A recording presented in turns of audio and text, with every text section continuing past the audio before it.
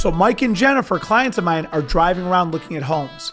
There are 4 things they have to pay attention to, the 4 ways that the NAR lawsuit is going to affect them as home buyers in America.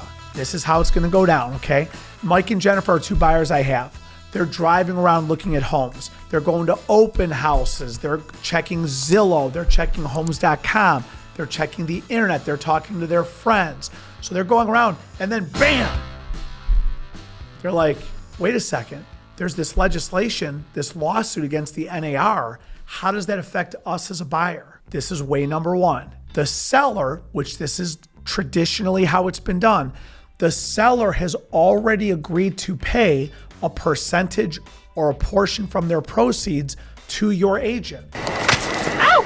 Your agent, I'm going to call that the buyer's agent. Technically, it's called the buyer broker. So the seller has already agreed that out of this portion of my sale, I'm going to take that portion and pay it to the buyer broker. So the truth is, for Mike and Jennifer, the agent they're with, the seller's already agreed to pay them.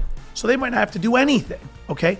Now the truth is, it was already built into the price and they were paying it. That's a lie. It's the structure of it. It was coming out of the proceeds from the sale. That's way number 1. Number 1, they might have to do anything, okay? Way number 2, Mike and Jennifer, they might just write a check to their agent directly. They're buying a house for $200,000. The seller is not paying their agent through the sale initially, and their agent's charging, let's just pretend, there's no standard charge, but let's just pretend it's 3% of the sales price. Let's just say it's $6,000. Mike and Jennifer, way number 2, they can cut a check directly to their real estate broker, and that pays their agent. So way number 1, let's back up a step. Way number 1, the seller has already agreed to pay the buyer broker. Way number 2, Mike and Jennifer just cut a check directly to the buyer broker. That's taken care of, okay?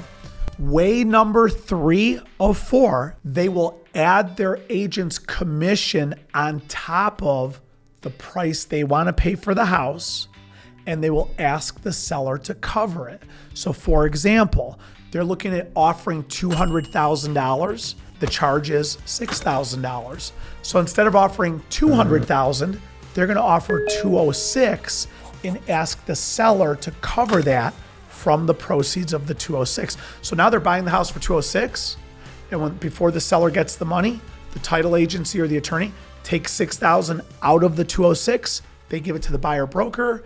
Everyone's happy as can be. That's way number 3, okay? Way number 1, the seller already agreed to pay through the proceeds of their sale. That's number 1. Number 2, they themselves cut a check directly to the buyer broker.